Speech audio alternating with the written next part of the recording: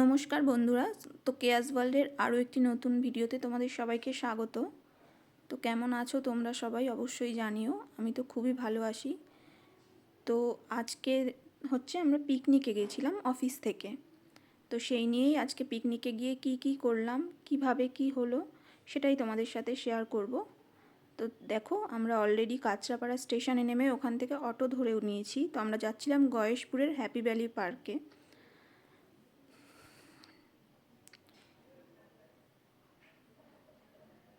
অটোতে করে বেশ কিছুক্ষণ লাগে যেতে, বেশ কিছুক্ষণ বলবো না, বেশ অনেকটাই টাইম লাগে। আমি তো অটোতে বসে অধৈর্য হয়ে গেছিলাম। তো আমার সাথে আমার মেয়েরাও গেছিলো। আমি ভাবছিলাম কখন রাস্তা ফুরোবে, আর ভাল লাগছিল না। এদিক দিয়ে ওদিক, ওদিক দিয়ে সেদিক, চলেই যাচ্ছে। তো তোমরা কে কে পিকনিক করলে কমেন্টে জানিও। তো আমরা মোটামুটি চলে এসেছি। এই দেখো, এখানে কি সুন্দর ক্ষেত দেখেছো? ওগুলো ফুলকপির ক্ষেত, সর্ষে ক্ষেত। আর সর্ষে ক্ষেত দেখতে অসাধারণ লাগে, কালার কম্বিনেশনটাই এত সুন্দর। আমি তো সর্ষে ক্ষেত দেখলে ভীষণ এক্সাইটেড হয়ে যাই। তো আমাদের এখানে ভেতরের দিকে একটা জায়গায় আছে, দেবক বলে নাম, ওখানে এরকম সর্ষে ক্ষেত আছে, কিন্তু সবসময় তো যাওয়া হয়ে ওঠে না। সবসময় কি যাওয়া হয়েই ওঠে না। তো এই দেখো আমরা চলে এসেছি। আর এই দেখো আমার সোনা, আর ওরা আরও সবাই। পার্কটা খুবই সুন্দর, বেশি দিন হয়নি হয়তো তৈরি হয়েছে, এখনও কাজ চলছে আর কি। খুবই সুন্দর। আর সবথেকে বড় কথা, এই গাড়ির হর্ন কোলাহল এই সব থেকে অনেকটা দূরে, তো বেশ ভাল লাগছিল। একটু যেতে একটু টাইম লাগে ঠিকই, কিন্তু অসুবিধে নেই, একটা দিন তো একটু কষ্ট করে যাওয়াই যায়। তো দেখেছো কত রকমের। এই দেখো আমার বাদর বাচ্চা দুটো, ওদের আর কোনো, ওরা হচ্ছে কি বলবো, স্বর্গ পেয়ে গেছে হাতে। আর ওদেরকে কে পায়, একবার এখানে লাফাচ্ছিল, একবার ওখানে লাফাচ্ছিল, একবার সেখানে লাফাচ্ছিল। তো আমি আর কিছু বলিনি। ওরাও তো এইসব, পার্কেও যাওয়া হয় না এখন, আর ওদেরকে নিয়ে বেরোনোও হয় না সেরমভাবে।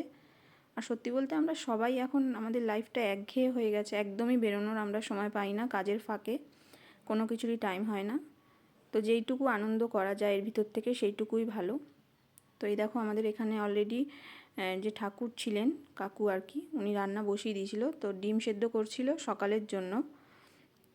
আর আমি দেখো এদিকে আমার দোলনা চড়তে খুব ভালো লাগে। আমি শুধু কি বলবো, বয়সেই বড় হয়েছি, আর কিছুই না।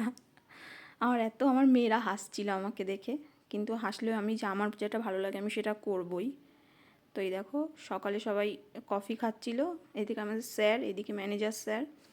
তো এই দেখো অর্ণব আর অর্ণবের বউ সঙ্গীতা ডিম সেদ্ধ খাচ্ছিল। আমি ডিম সেদ্ধ খাইনি, হাঁসের ডিম আমি খাই না, আমার মেয়েরাও খায় না। তো এটা হচ্ছে সকালের ব্রেকফাস্ট, লুচি, আলুর দম আর সন্দেশ। আলুর দমটা অসাধারণ করেছিল কাকু। তো এই যে আমরা খাচ্ছি। অনেকটাই বেলা হয়ে গেছিলো, স্বাভাবিক, অত দূর থেকে এসে এখানে রান্না করতে একটু তো সময় লাগবেই। তো এক আধ দিন হয়ে যায়, অসুবিধা হয় না। তো আমি ব্যাডমিন্টন খেলছিলাম, ওই যে বললাম আমরা সবাই বাঁধা গরু ছাড়া পেলে যেরকম হয় সেরকমই হয়ে গেছিলাম। কি করব দিশা পাচ্ছিলাম না। আসলে সব সময় এত ব্যস্ত থাকি না, ওই একদিন একটু ফ্রি হয়েছি, যেইটুকু আনন্দ করতে পেরেছি। তো এটা না খুব বাজে, দেখো এটা এত মাথা ঘুরছিল। এই দেখো দোলনা চড়ছে, আমি একা না, ও দোলনা চড়তে ভালোবাসে, তার মানে আমি একা পাগল না। এই পাপ্পু আর পাপ্পুর বউ দেখেছো তো, বাপরে বাপ, এরা কী করে যে এগুলো ঘুরছিল ভগবানই জানে। আমি তো একটা পাক দিয়ে আমার মাথা ঘুরে গেছিলো। তো পাপ্পুর বউ বলছিল নামাও নামাও, আমি আর চড়বো না। এই দেখো আমি জাস্ট এক পাক দিয়েছি, আমার মাথা ঘুরতে শুরু করে দিয়েছিল, তো আমি নেমে গেছিলাম। তো এই যে আমার সোনা, ও তো জামা কাপড়ের আর যাচ্ছিল না, কি বলবো, মানে ও কী করবে দিশে পাচ্ছে না। ও বলে না, আমার দুটোই। তো এটাকে ঢেকি বলে, আমি জানি না, এটাকে ঢেকি বলেই আমি চিনি। আমি তো ভাবছিলাম চড়তে চড়তে এসে কিছু না বলে পার্কের লোকেরা, তো দেখলাম সামনে দিয়ে চলে গেল, কিছু বললো না, যাক ভালোই হয়েছে কিছু বলেনি। আমি একটু মন খুলে সব কিছু চড়ে নিয়েছি।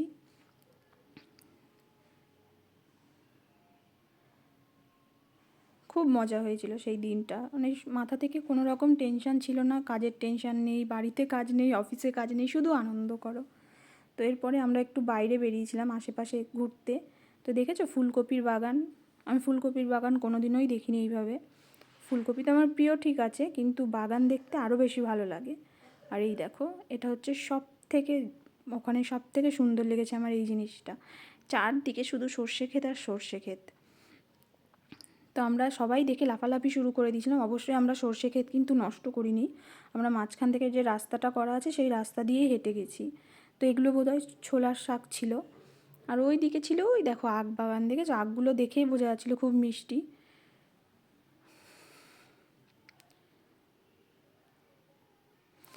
আর পিছনে ওদিকে পেয়ারা বাগানও ছিল, পেয়ারা বাগানগুলো ভেতরে আরও ছিল, আমরা আর ভেতরে যাইনি, এখানটার থেকেই তারপরে আবার চলে এসেছিলাম পার্কে। তো এবার হচ্ছে আমি একটু, আমার স্লিপ চড়তে মন হচ্ছিলো, কিন্তু আমি ভয় পাচ্ছিলাম যদি আমি উঠলে ভেঙে যায়, তো দেখলাম না, ভাঙেনি, আমি চড়ে নিয়েছি। তো দেখো আমাদের বৌদি, আর এটা হচ্ছে সঙ্গীতা। আমি জানি না ওদের এটাতে কি মজা ওরা পাচ্ছিল, আমার তো দেখেই মাথা ঘুরছিল। দেখো তুমি কীরকম, বাপরে, ওই ভগবান, এদের মাথাও ঘোরে না, কিছুই না।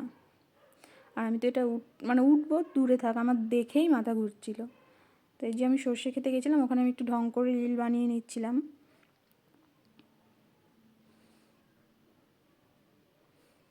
বাবা, নিজেকে কীরকম সেই হিরো আলমের নায়িকার মতো মনে হচ্ছিল।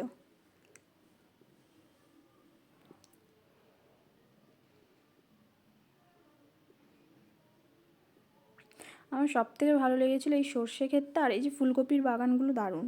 তো আবার চলে এসে আমরা, মানে তখনই চলে এসেছিলাম চিকেন পকোড়া খাবো, শুধু খাই আর খাই, খাই আর খাই, মানে সারা দিন শুধু খেয়ে গেছি। তো এরা দেখো এখানে নাচানাচি শুরু করে দিয়েছে।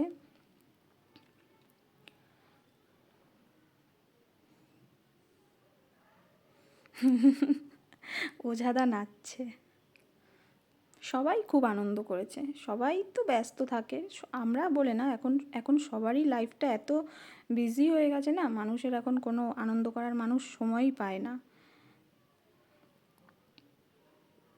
তো সত্যিই সেদিনটা খুব সুন্দর কেটেছিল, যা অনেক দিন পরে ওরকম একটা ফ্রিভাবে একটা আনন্দের দিন কাটালাম, জানি না আবার কবে ওরকম দিন কাটাবো। তো আমাদের একটা এখানে আর কি খেলার আয়োজন করা হয়েছিল, খেলাটা হচ্ছে গিয়ে, তো কিছু জিনিসের নাম লেখা ছিল টোকানে, তো লাকি ড্র টাইপের, তো তোমার যেরকম টোকানে তুমি যেটা তুলবে সেইভাবে, দেখো এই পাগলি নেচেই যাচ্ছে, নেচেই যাচ্ছে। খুব ভালো মেয়ে, মানে খুব আনন্দ করতে ভালোবাসে, ওটাই ভালো। তো এই খেলা শুরু হয়ে গেছে, দেখো ফার্স্টেই আমাদের স্যারের ছেলে রিজু ও চিরকুট তুলেছিল, তারপরে আমার মেয়ে তুলেছিল, তারপরে একে একে একে একে সবাই তুলেছিল। তো আমি এমটি পেয়েছি, আমার খুবই কষ্টের কথা এটা। এটা হচ্ছে পাপ্পুর বউ।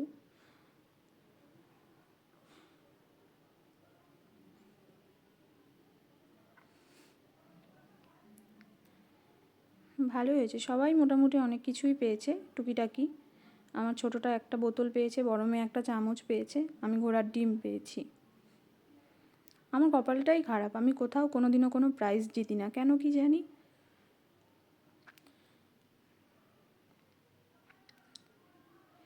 তো এই খেলাটা হওয়ার পরে আমাদের মিউজিক্যাল চেয়ার খেলা হয়েছিল। প্রথমে ওটা মিউজিক্যাল চেয়ার খেলার কথা ছিল না, তারপরে হঠাৎ করে মনে হলো সবাই চলো খেলি, খেলা যাক। দেখো, আর কি হাসির একটা কথা বলবো, আমি না এত এক্সাইটেড হয়ে গেছিলাম মিউজিক্যাল চেয়ার খেলতে খেলতে, মিউজিক যখন বন্ধ হয়ে গেছিলো আমি খালি চেয়ার টপকে দৌড়ে চলে গেছি আর আউট হয়ে গেছি। মানে তখন নিজের কপাল নিজেই থাবড়াতে ইচ্ছে করছিল। ওই যে বললাম আমি প্রাইজ কোনো সময় জিতি না, কি জানি, এটা আমার কপাল। লাইফে মনে হয় শুধু একবারই কোনো একটা পিকনিকে গিয়ে জিতেছিলাম বোধহয়, কি কোনো একটা অ্যাক্টিভিটিতে।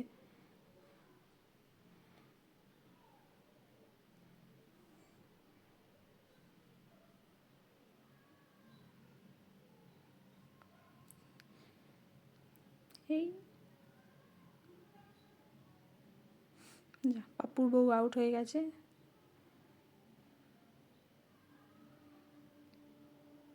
ওই জীবনের ছোট ছোট ব্যাপার থেকে যেইটুকু আনন্দ নিজে উপভোগ করা যায় ওইটুকুই ভালো। সবসময় একটা কথা মনে রাখবে, কি বলবো, জ্ঞান দিতে আবার সবাই ভাববে জ্ঞান দিচ্ছি, কিন্তু না, ব্যাপারটা হচ্ছে লাইফে স্ট্রেস টেনশন সব কিছু তো থাকবেই, কিন্তু তার মাঝখান থেকে যেইটুকু পারবে হাসবে, সবার সাথে কথা বলবে, মিশবে, দেখবে অনেকটা হালকা লাগবে। এটা তো আমি আমার লাইফ এক্সপিরিয়েন্স থেকে, দেখো দেখো দেখো, আমি খালি চেয়ার রেখে ওদিকে চলে গেছিলাম। কি বলবো, এত নিজের ওপরে রাখবো না হাসবো বুঝতে পারছিলাম না কি। আর দেখো এদিকে শেষ হয়ে গেছে, মাঝখানে কোথায় যেন চলে গেছিলাম। তো সঙ্গীতা আর বৌদি বেঁচে রয়েছে, তো মাঝে সঙ্গীতার ঘুরতে ঘুরতে ঘুরতে ঘুরতে মাথা ঘুরে গেছিলো।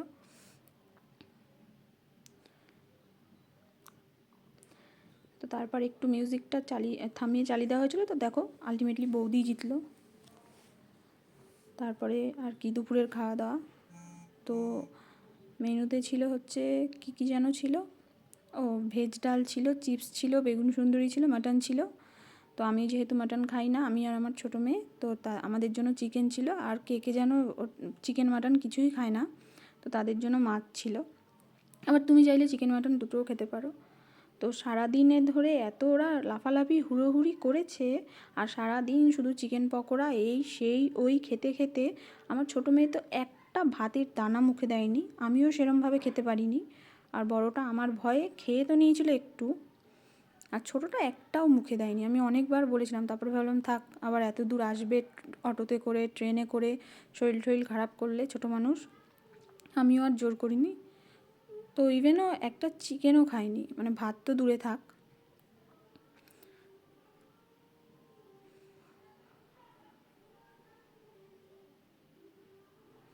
দেখো ও সেই ভাত নিয়ে আমার ভয়ে কিছু বলতেও পারছে না।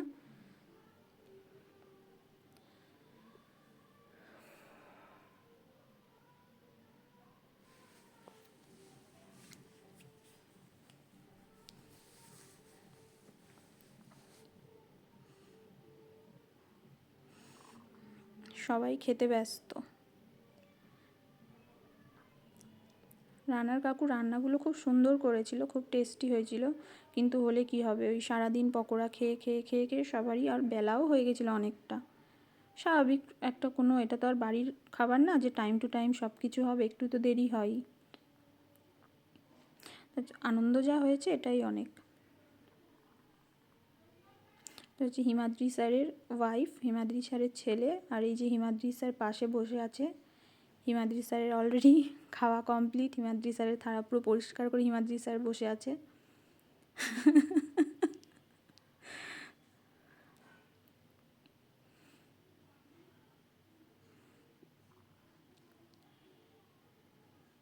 খাবার নষ্ট করা একদমই উচিত না, কিন্তু কি করব, কিছুতেই খেতে আমি পারছিলাম না, বাধ্য হয়ে আমাকে খাবার নষ্ট করতেই হয়েছে। নইলে আমি খাবার যতক্ষণ আমি পারি খেয়ে নিই, একান্তই যদি না পারি, আর বাড়ি হলে হয়তো আমি খেয়ে নিতামও, কিন্তু যেহেতু এতটা আবার আমাকে জার্নি করতে হবে অটোতে করে, আবার পরের দিন আবার অফিসও ছিল, তো অফিসে তো আসতেই হবে। তো এমনি যা ব্যাডমিন্টন খেলেছি, দৌড়াদৌড়ি লাফালাফি করেছি, শরীর আমার খারাপ হবে এটা আমি শিওর। আর এমনি এই কিছুদিন আগে শরীর খারাপ থেকে উঠলাম, তো এমনি সাবধানে চলতে বলেছে, আর সাবধান। আমি কিন্তু খেতে পারছিলাম না, জোর করে খাচ্ছিলাম।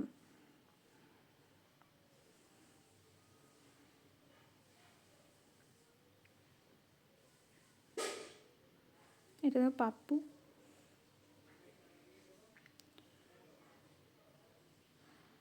আর খাবো কি, জল খেয়ে খেয়েই পেট ভরে যাচ্ছে।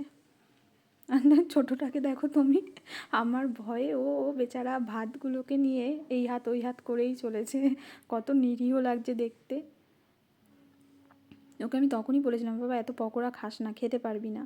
তো খেয়ে উঠে ওরা বোটিং করব, ঘোড়ার ডিম করব, কি জানি এই বোটিংয়ে কী আনন্দ পায়, আমার তো বিরক্ত লাগে। আমি উঠিনি, ওরা উঠে গেছিলো। তো এবার হচ্ছে ফেরার পালা। তো তোমরা সবাই জানিও আজকের ভিডিওটি তোমাদের কেমন লাগলো। তো দেখা হচ্ছে পরের ভিডিওতে।